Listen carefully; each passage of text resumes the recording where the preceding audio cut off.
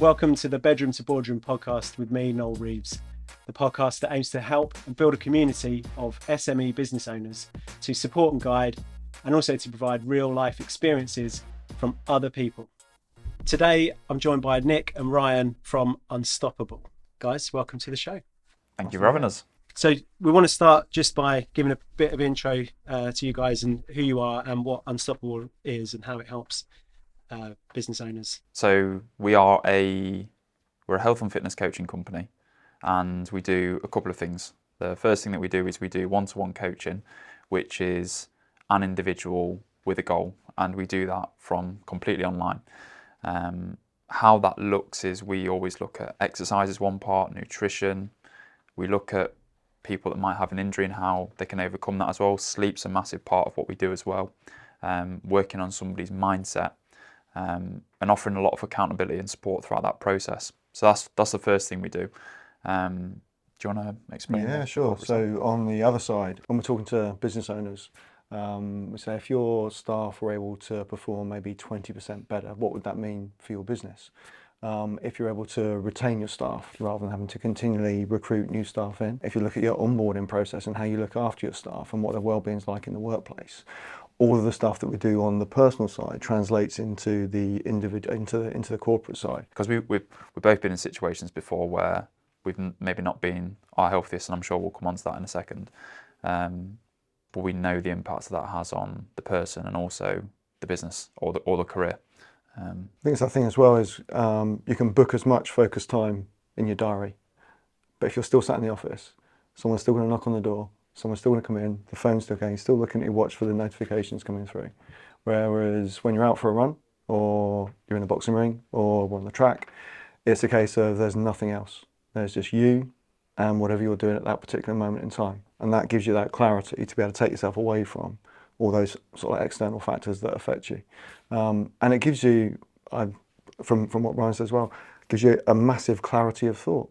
You can think about those things that you wouldn't normally think about. And I know especially for us, we have a morning meeting where we go out for a walk and we do our morning meeting outside. And that's transformational. You're away from the office, you're away from the environment. And as soon as you do that, you start to think in a different way. There have been Harvard studies that have shown that to be the case. In terms of your creativity, when you're away from the office and out for a walk, is much higher. So we definitely believe in putting those things in place. And as you said, when you're out for a run, it helps so much. So tell me, how did you guys get into doing what you do now? What's your background? Do you want me to tell the... You tell the story, good sir. So when I've always done coaching, I've always done sport. It was the only thing that I was ever really interested in growing up. How it really came about was I was in my second year of university, and I'd kind of had a bit of a moment where I was like, I want to start a coaching business. And we met in my second year of university in the gym. Nick looked completely different to the person that most people see now. And when he shares those slides, people can't believe that it's, or that it was him. So Nick was 120 kilos. This is when we met. 120 kilos. So he was about 77 pounds heavier than you are now. Yeah. Fresh out of hospital. Just had a heart attack after collapsing in one of his client's office. So that was a bit of a moment where, for Nick, I need to change my life. I need to get this sorted now, otherwise I'm not going to be around to live the rest of my life. And we met in the gym around that time, and Nick was like, I need help. Yep, you help me, I'll help you, because your background's business consultancy, done that for 25 years. I was like, this is perfect. And from there, it really was just hit it off straight away. Probably one of the first clients that you had that actually took action. It was quite surprising actually, yeah. So we turned up for our first meeting, and I had this list of things that I'd normally work through with a client, and he goes, done that. I was like, okay, this guy's a bit different. So and that was kind of like the start of it, wasn't it? Yeah. So we've known each other for 5, but we've officially set up for just over 3 now, isn't it? So that's a pretty big thing to go through, having a heart attack. I didn't know that about you. Not many people do. No. So when that slide comes up on the screen, they're like, oh, that happened, did it? Wow. So that was a real sliding doors moment for you, I guess. Yeah, it was. Yeah. It's one of those moments where both my parents have been through something very similar. I woke up in CCU and thought, I'm here. Oh, it's happened to me as well then. Okay, what do we do? What do we do now? And I was that person who I'd moved up to North Yorkshire. I was commuting. I was up at 5, back at 10 at night. No time to do exercise. Used to love doing exercise, just didn't have any time. Grabbing meals from service stations on the way to and from, and living that kind of life that we see so often where clients come to us now and they're saying, I think I say, yeah. And he's like, well, you look the way you do, obviously you've never experienced that. And then I'm able to share that story, and Ryan's able to share his own experiences as well. And that immediately forms a bond with individuals that you've got a shared experience, you understand what they've been through. And it also gives a lot of them hope that they can get to a point where they're back where they want to be again. Not many people start in that situation. They generally move towards it over a period of time, and things gradually start to happen. Because I imagine there's probably quite a lot of people that listen to this right now who might really relate to that. You know, the up early, late night, service station food. What would be the first thing that you would advise people to do if they're in that situation and listen to this now and they're thinking, that I relate to that. That basically sounds like me. I don't want to wake up in ICU after having a heart attack. Yeah. What's the first thing you think they should do? First thing I would say is just take a step back for a minute. Get yourself out of the situation and see what is actually happening to you. When we're having conversations in network, and we have these very similar conversations where we're talking to people and they're going, yeah, that's me. And I'm like, okay, what do I do? So it is a case of the primary thing which affects everything, and Ryan will probably talk about this a bit more in a moment, is sleep. So once you get your sleep done, that is the cornerstone of everything. Once that's sorted, everything else can follow. But you do have to look after yourself, as well as your employees, the business and everything else. If you don't take that step back, if you don't give yourself time, then you will end up down that path with whatever it may be. And at the time, you don't know it's happening. You push, and then eventually something will happen. And then that is then a catastrophic event, rather than being something if part of the reason we do some of the talks that we do is just to give people that kind of moment where they think, yeah, that's me, I need to make a change. And that's some of the good feedback we've had out of a lot of the stuff that we've done, isn't it? Is that people have realised that they want to make a change after seeing what could potentially happen to them. That's a good point you make about that looking after yourself first. It's like I thought about it a while ago when I was on an aeroplane, and it's put your own face mask on before then doing others. And you think, well, no, I'm going to prioritise my children who are beside me. But you're dead right. That whole mentality of, right, I can't help other people unless I am good myself. And, you know, therefore putting your mask on and enable you to breathe gives you that space to help other people. So, you know, business owners, small business owners, as I said before, we're stretched. Yeah. So, and we've got a lot on our minds. So going to bed early, probably all family people as well. So you've got jobs and stuff like that we all need to do. And getting a good amount of sleep is probably quite difficult for most people. Or at least they probably think it is. Yeah, and I think similar to what Nick was saying, where you push and then you don't actually realise you get into that point where it's like, oh shit, I'm here now.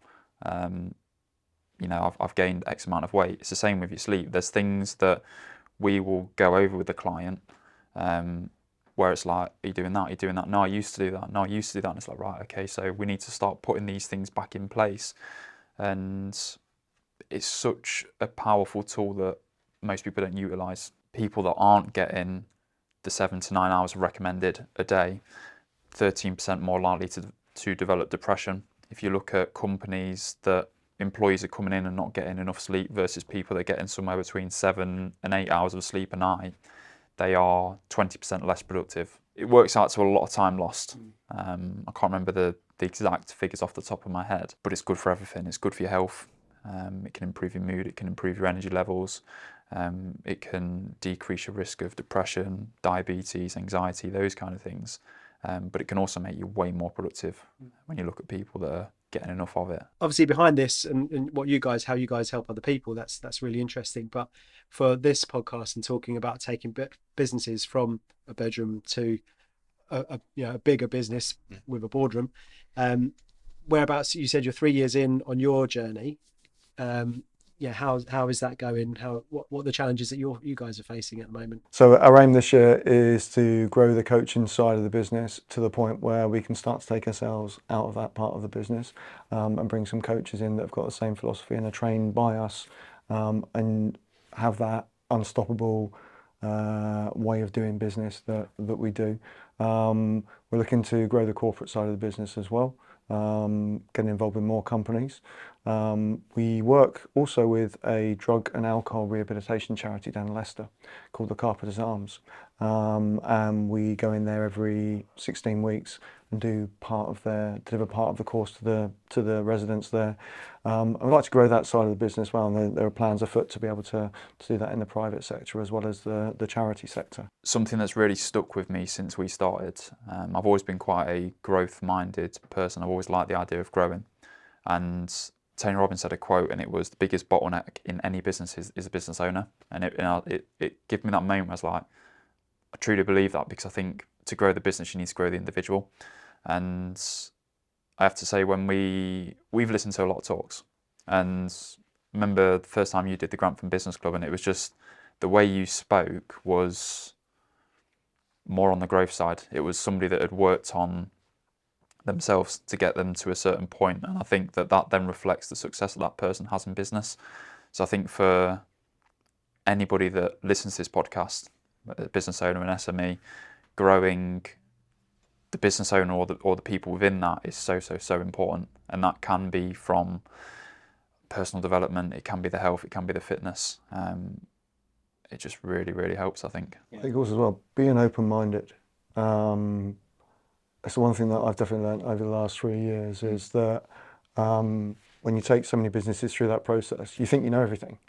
And then Ryan comes along and says, well, we do it this way. I'm like, hang on a minute, whoa. I'm like, actually, that might work.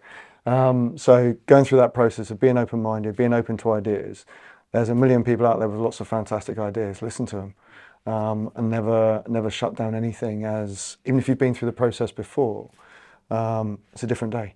There could be another way to look at that problem, and Brian's very good at coming up with those kind of like, what about this? I'm like, oh, hang on. And then we have a chat about it, have a discussion about it, and we go, right, yeah, let's make that work, put that happen and implement it. And fast implementation, fail fast. Yeah. If you've got something, fail fast, find the solution, and move on.